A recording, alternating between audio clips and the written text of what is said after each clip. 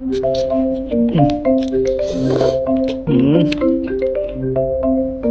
Kacau, alamak. Hello? Aku tengah lunch ni.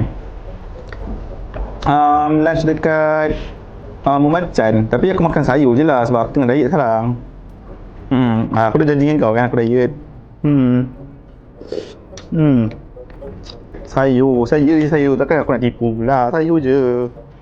Oh, tak tipu ya? Betul ke sayur tu? Saya tak nampak sayur pun. Ni. Ni sayur. Oh, kecil benar. Jatuh. Kata nak buat. Kalau macam ni mana maunya.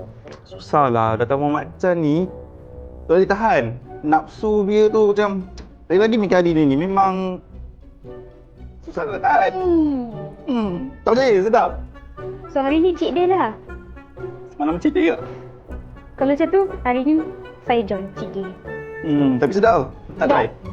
Boleh lah. Good. Bang, satu bang.